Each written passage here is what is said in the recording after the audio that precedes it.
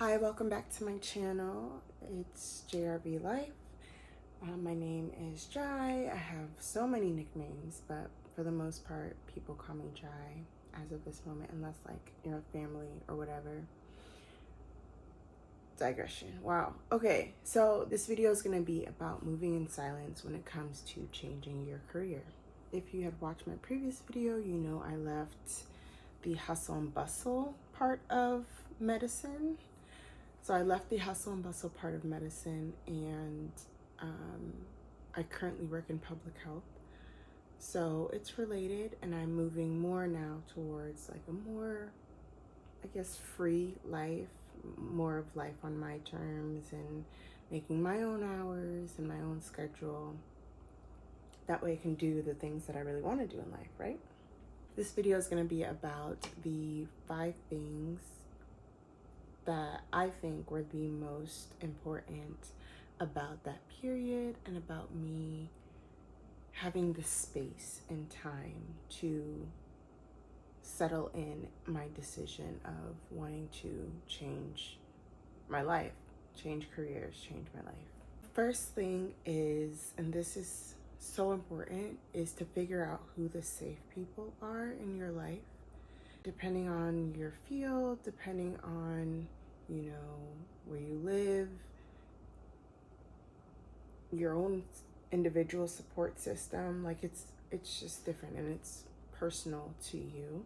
Speaking from my experience in the track of medicine, I would say that as a culture as a whole, it's not really talked about that people are unhappy in medicine, that providers are unhappy. And it's so weird because you see it every day, and yet people stay. And it's a system problem overall. And it's a cultural problem within medicine as well. Depending on your background, it could be a cultural problem with your social system as well. But the most important thing, I think, in cultivating space and time and giving yourself that space and time to come to a decision on your own is identifying those safe people.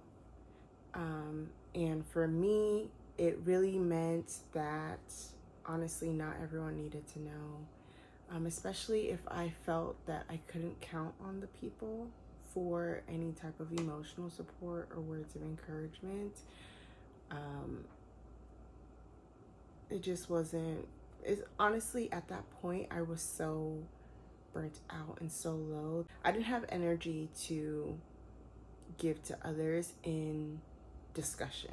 I didn't have the energy to go back and forth about anything. Initially, when I was thinking and being like, well, this is not for me, it was very internal. I was pretty much using all my energy to go to work, show up, and do a good job that day. So I didn't have any extra energy to give, you know, to any type of discussion of people, you know. And I think when that happens, you start to realize like who is actually safe for you. And it was very eye-opening. And you know, that's how life is. Not everyone can be who or what you need them to be in the moments that you need them. And so I found that thankfully I had close friends, and they were very supportive in me just voicing like me being unhappy. Like it was never like, oh, you know, but you know, you should be grateful, you should do this, you know, you've done all this work, da da da da da. And I think that's a generational thing, because I'm very blessed to be in the generation where, honey, a job is a job is a job. And if you don't like your job, there are other jobs. That was a huge revelation for me. I remember I went to go visit my friend. We've been friends since middle school. I went to go visit her, and I was so unhappy. And I told her, and she was like, girl, she pulled up her laptop, opened her laptop, and was like, okay, let's find you another job. You don't like the job. And it was revolutionary. I was like, wait, what? Like, that was early on in my, like, percolations of, like, am I going to stay here? Am I going to, what, why am I unhappy? This, that, and the third. So that was a huge revelation. She was like, yeah, job, there are other jobs. So that was huge. Find your safe space, your safe people. Find your safe people, and don't be afraid to lean on them. And not even lean on them, just share with them. This isn't something that you should do alone, especially if you're having a harder time. And if anyone is aware, the physician rate of completing is, it's not one to be proud of. So not everyone needs to know, number one. And those that do need to know, they need to be safe for you. And they need to be a place, like a soft landing place for you. Look at people whose life you could see yourself living.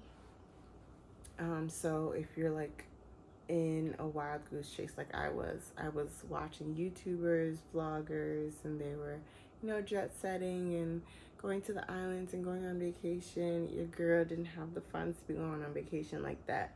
But like the freedom, the sense of freedom is definitely one that I wanted for myself. Look for people that can give you objective advice. And when I say people, I mean like one person or two people. One or two people that can give you objective advice. And hopefully they're not in your circle. They're not like, they don't really know you like that. I'm talking about a therapist. Get a therapist, okay? Get a therapist, right? Especially if you're having a hard time with the decision-making process and just allowing yourself to be there.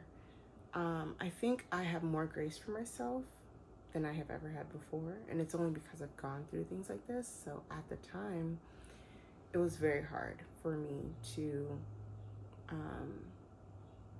be patient with myself, have grace for myself. Like, all of this is in retrospect, like I said in the beginning, okay? Retrospect.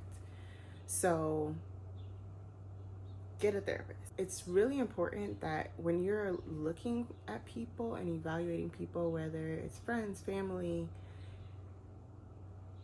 the therapist himself, if you wouldn't trade places with them, like, and I'm not talking about like career, I'm not talking about like status, I'm talking about like when you look in their eyeballs and you see if there's life or if there's not any life, or if you are able to sense that they just walk around with like a cloak of their ego and that's their sustenance and that's what sustains them in life.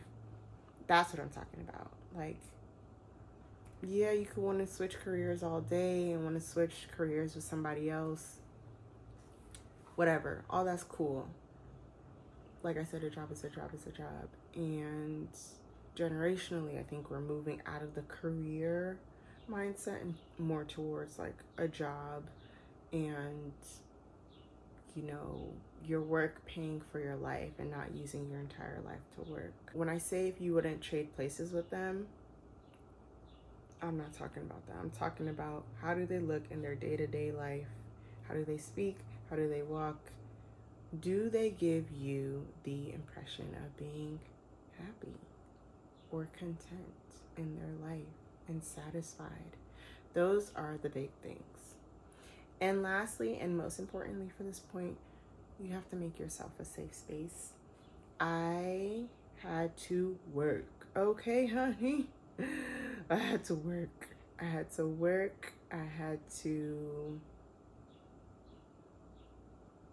do something, okay?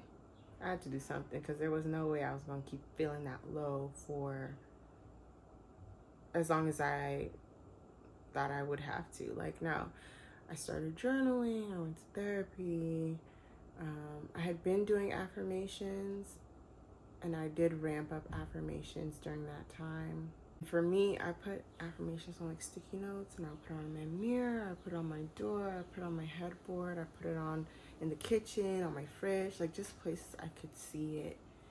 And even if I wasn't feeling those words, I would at least see it and have a reminder of it. My next point is to quiet the inner parrot in your mind. And this also goes hand in hand with making yourself a safe space. The inner parrot is everything, all the thoughts that are regurgitated from what society has told you, family has told you, friends have told you, mentors, whoever. Anybody that is telling you what you should or shouldn't do, what you should have by this age, what silence it as best you can. Doing something different and something out of the norm and off the beaten path, or not what your peers are doing or what your mates are doing, it's okay. It's literally okay. And I didn't learn, the only reason I'm saying this is because I didn't learn this until like 2 years ago. So it's literally okay. Life continues, okay? It's this inner parrot that can cause like doubt. It can cause like, projection, displacement of your frustration, your anger, irresponsible decisions. Like when I tell you I was ready to dip to St. Lucia, like as in one-way ticket, drop everything and dip, like not even tell my family, my parents, like I was moving, I was shaking. Moving mad. But again, that was the part that I had to like check myself, like, dang, no, I can literally, it's gonna be okay. I just had to silence, like literally just shut out everything outside of me and really tune in and be honest with what I was feeling inside. And it helped, I guess, that I was as low as I was, because I just didn't have the energy to entertain a lot of that stuff. The third point is to trust yourself, and this goes along with the previous point. When I shut everything out except for the safe people, my safe spaces, it helped me learn to trust myself, trust what I was feeling, trust my intuition, trust my observations, and trust my emotions, the consistent ones. So the desperate urge to flee to St. Lucia, that wasn't consistent. That was like my panic, like, oh my God, if I leave, I can't stay in this country. I have to leave and go live in St. Lucia and live on the beach and sell coconuts or whatever. The consistent emotions. I had to figure out what those were, first of all, because hello, your girl, life does a number, okay? Life does a number. So a lot of us are lacking in emotional intelligence, unfortunately. So that was a part of the game that year, is really shoring up my emotional intelligence and really understanding my emotions. And I say this is different from starting to trust yourself in terms of trusting your feelings, because when I say feelings, I'm talking about your physical feelings. I'm talking about how your body is reacting to life around you, everything that's going on around you. Trust that. Trust that. Your body informs the thoughts that develop in your head. Like, your body sends so much information to your brain that can be articulated in words and some that cannot be articulated in words. So for me personally, those are two different things: trusting your emotions versus trusting your feelings. I trusted myself, and I trusted when I started noticing like the patterns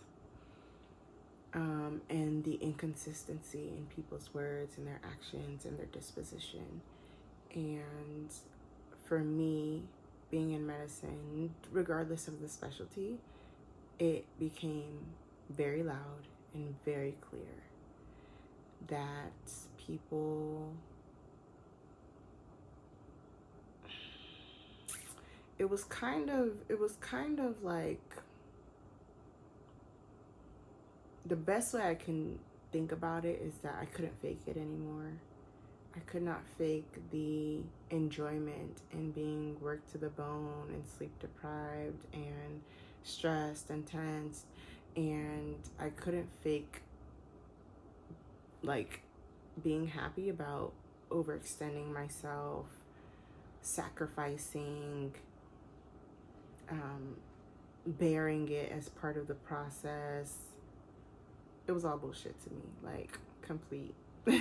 After I started seeing the patterns and then seeing like how no matter the stage, honestly, quite honestly, for a great majority of people just get used to mistreatment. Like they get used to suffering. And my dear, the revelation that dropped into my head one day, I'm not meant to suffer.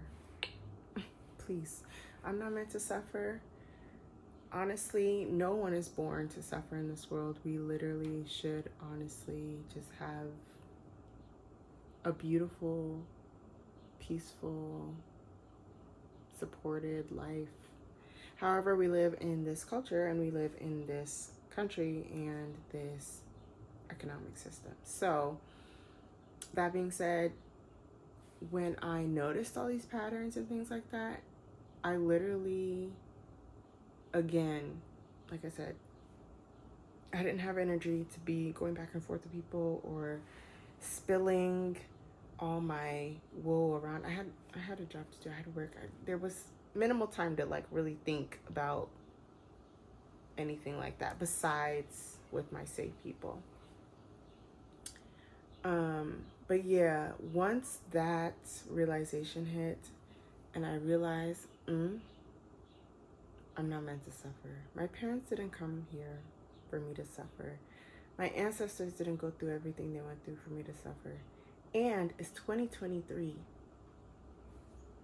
in America with all these options. So why am I suffering? So I realized that people have different thresholds, baby. People have different thresholds of what they will accept and what they won't accept. And I just deeped that I was one of those people that wasn't going to accept suffering. So crucial to this point is that once I started seeing that in others, I could see it in myself. I could see it in myself, and I noticed when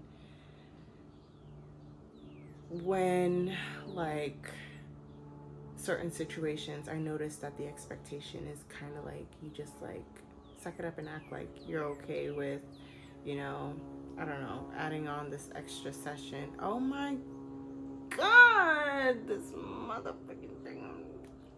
Can you just pass and go on? I don't even live near an air.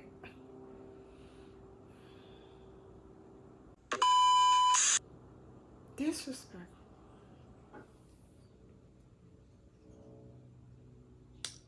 Anyway, I don't even remember what I was saying, bro. I noticed it in myself. There's so many like little, I don't want to call them microaggressions, but it's like little things where you're just like, why do you expect me to be happy about this? Essentially, I just started seeing the inconsistencies and the areas where the expectation was that you grin it and bear it, or you act like it's okay, or you accept it as part of the training process. And honestly, it really doesn't need to be. It really doesn't. Fourth point is to go back and try new things, or try what you were interested in when you were a kid. And this is just a starting point. It's just a jump off point, because I found that when I realized, oh crap, I don't like it here and I want to leave, literally in my brain I was like, oh my God, there's nothing else for me to do. Like, I've done all these, I've been on this one path for my entire life. So where do I go from here? So many voices ringing in my ear, which is why you gotta cut them out. yeah, I was destitute. I was desperate. Let me stop. But yeah, I found that I was like, bro, what skills do I even have? What? And then I think it was around the same time that I went and visited my friend, and she was like, yeah, let's find you a job. And she started like listing out skills, and I was like, oh, wait, true. There are skills that do translate to other jobs. So I have an interest in public health and a master's in public health. So I was like, wait, I do have options. Like, I definitely have options. Now, of course, they potentially could come with a pay cut. Like I said, emergency medicine pays. And especially depending on where you are. Bro, I'm about to stop stopping for these airplanes. You lucky I need some water. Even if you don't have another degree, there are so many things you can do in medicine. And I think actually I'm gonna post like some articles in the description. Articles in the description. Wow, I'm a real YouTuber. So there are so many options. Like the fact that, okay, take any specialty. You have administrative work, you have administrative skills, you have chart review skills, you, depending on your experience level, you have seen how many patients, you've prescribed how many medications, you've treated how many pain cases, excuse me, you've analyzed how many lab results. Like, all of these are skills that can be applied elsewhere. And you know, a lot of us we're so tunnel vision and we're just focused on getting to attendinghood that we don't think about these different things. If you Google it, you will find jobs that break down. And I'm gonna also include this too, because I found a a document that basically lists out, you know, transferable skills or skills that you can list on your CV or your resume or whatever. I'm even forgetting the biggest one. How many of us did research? Okay. All those leadership positions in whatever committee or another, all that counts. Research definitely counts, okay? The amount of papers you know how to review literature, you know how to read scientific documents. Baby, you know how to publish. You've worked in a hospital, you've worked in a healthcare setting. Go find you another option, honey. Okay. So, yeah, there are so many people that can help as well. So there are people that can write your CV, there are people that can review your resume, there are people that can word your skills into like tangible points on your CV. There are people that will look for jobs for you. It's possible. Oftentimes in careers or tracks like medicine, we don't know what our options are because we've been on this track for so long. We've been in tunnel vision mode, hustle mode for so long. And so we stick with what's familiar, what we see, what we know. And so that fear of the unknown, it's paralyzing. And so you get stuck feeling like this is all that exists for you. And it's not. There are so many other options. I do want to stress though that while all of this work is being done, because honey, it is work, okay? It takes energy. It takes energy. It took energy for me to say, calm down, girl. Don't buy the St. Lucia ticket just yet. Just calm down, breathe, make it to the next, just make it to the next hour, make it to the next day, make it to the next shift. Calm down, okay? Nothing rash. It takes energy, and it takes energy for you to parse out your feelings, parse out your emotions. It takes so much, to be honest with you, especially if you are down in the depths. Okay, down in the valleys. The riptide just Yeah, it takes a lot. It takes a lot, and it takes a lot to surrender. Oh my God, I'm preaching. I'm preaching. Somebody say amen. I can't be talking to myself. Say amen. Okay? But yeah, it takes a lot of energy.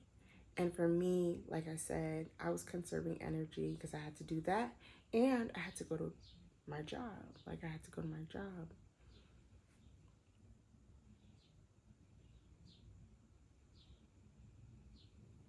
And I think this is so important because, like I said in my first video, it's literally nobody's fault. This is literally life. This is how the cards shook out. Just like all these airplanes that keep interrupting me, but I'm not gonna stop because I'm tired of stopping and I want to finish this video. It's life, and part of life is being able to adapt and adjust. Shout out M23s. Anyway, part of life is being able to adapt and adjust, and as I'm finding it, trust yourself to be able to navigate and find a way, and trust your higher power if you believe, if you have a faith belief system. So it's so important that you just do the best with what you can and give what you can that day with the energy levels that you have. And if you need to take your mental health day, take your mental health day, because that's so important. And I'm glad. Oh, hallelujah. I'm so glad I'm in a generation that understands that. And we're getting the older generation hip, or they're getting out. Like, it's simple. So take the day if you need it. The job will continue without you. You'll be okay. You really just have to focus on yourself, focus on your energy. And that was a huge mantra for me. Like, I'm gonna do what I can, when I can, with what I can, however I can. Just do the best you can in your current situation. For me, it was, I couldn't even, like, it's unthinkable that someone else should pay for, like, my unhappiness. And maybe that's because of the life I've lived, but I really just, I think it's unacceptable for me to be having a hard time and put that on others and, like, bleed all over them, and just not, like, energy is so important. So I always strove to, like, have as best energy as I could that day. So yeah, and it extends, especially if you're in a patient care role, like, do your best to just be a good energy influence for your team, your coworkers, your colleagues, all the ancillary staff. There's no reason to be shouting and snapping at anyone. Like, there's none of that. Patients too, even though patients, sometimes patients, but everybody's human, so everybody can be a little, just do your best. The situation is the situation, and you have the power to change it. I know I joke about St. Lucia and wanting to run away and whatever, but that wasn't the only, like, in between or intermediate option that I thought about, especially when I was like, oh, no, I'm not going to another shift. I'm not going to another day of this. Like, I was like, okay, I could go and be a test proctor, or I could do tutoring, nannying, like, it depends on what you're willing to do, honey, to make some shake, okay? There's a lot that you can do. If you really cannot handle it, there's a lot you can do, okay? There's a lot you can do that isn't running away, leaving the country, or running and leaving your life, okay? The fifth point is to find and use your resources. And I wish for anyone and everyone watching this that you are blessed with a great support system and at least one person that you can talk to, whether they be an objective source or not, but at least one safe space. I was very blessed, especially when it came to my program. very blessed. Just a lot of support from the leadership and a lot of understanding. And in my mind, it's, you never know until you open your mouth and say, you know, this is what I need, or this is what I'm going through, what have you. So when I say finding user resources, I'm talking about the almighty Google, number one, okay? Google literally can solve all your needs, all your troubles. Like, at this point, Google is basically, you know, I'm not gonna say it because it's blasphemous, but everything you need is on Google, okay? Google has the way, the truth, and the light. Let me stop. But yeah, Google, there are so many resources to help you if you're looking for someone to write your CV, if you're looking for other job options, if you're looking for support systems. I will also link down below the support Chelsea Turgeon. You changed my life, girl. You changed my life with that little booklet you wrote. I don't remember what it's called, but you changed my life 100%. And I read that and everything felt better. I think I read that in maybe August of 2021, either July or August of 2021, I think. But I found her. I don't know where I found her. Don't know. It might have been on YouTube. It might have been one of my many Google searches, but I found her. She had left OBGYN residency, and she's basically doing the same thing that I'm trying to do with this YouTube channel, and just encourage people to, you know, live their life and know that there's life after the degree, like after the status and accomplishments. There's so much more to life than that. So anyway, shout out to you, girl. I'm gonna link her information below. She has a podcast, she has private coaching. That book was a game changer. I remember I read it on a trip to New Orleans, and I came back from that trip over a weekend. I think like over 1 or 2 days. I came back from that weekend and I was like, oh, bet I could do it. I could do it. And again, that was a revelation, and it was a consistent emotion, thought, feeling, whatever. Find your resources, and I think once you have your safe people and you have your safe space within yourself, and you're working to make sure that you're quieting all the extraness in your head, I'm talking about this point, which is why it's the last one, from a standpoint that you are more secure and grounded in your feelings and your emotions. You don't necessarily have to have the decision made. You don't need to know what you're gonna do, but using your resources is a part of this video, because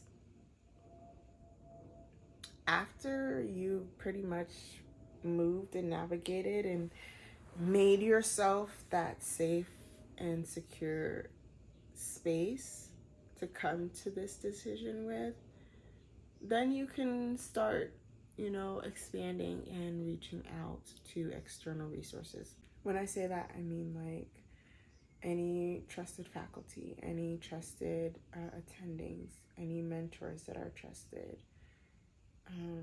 And who knows, they might have been part of your safe space since the beginning. Good for you.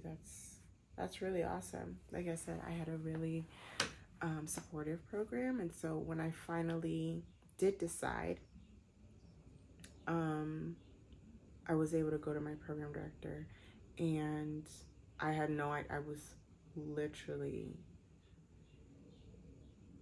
I was scared, but I was also like, it is what it is. Like, I don't want to do this anymore. I want to leave. And thankfully, he was so supportive because I like to not. There are programs that will have you blacklisted. They just won't F with you after you desert them, you know? So I was very blessed in that. And then prior to that, when I was getting more and more and more secure and like trusting of myself and how I was feeling, I had, I think, 1 or 2 attendings and a senior resident that I could talk to that I voiced, like, I'm not happy and I don't know if I don't think I want to continue this. And I was able to confide in them, and they were able to provide as much support as they could and as much support as I allowed. This is kind of the tricky part about moving in silence, because at some point you're gonna have to tell the world. Like, this is the last point, because yeah, you can move in silence as long as you want to when changing your career or having a big pivot in life, but eventually for you to really be authentic and living true to yourself, you're gonna have to tell people, or at least show people, that this is who you are, this is what you want, that you don't want this anymore, that you actually want this. Like, so it's part of it. It's part of it. And I think the reason I put this last is because it's balance. So when you are able to tell the necessary people in order to get things moving, and like, there's no way I can leave my program without telling my program director. So there are certain people that need to know the reasoning why, and then there are other people that just need to know it's happening. So it's still again need to know basis. It's still again not any of your business. It's still again, you get as much as I give you. And if you're not in that, need to know category or a safe space category, then you'll just see me when I say bye-bye.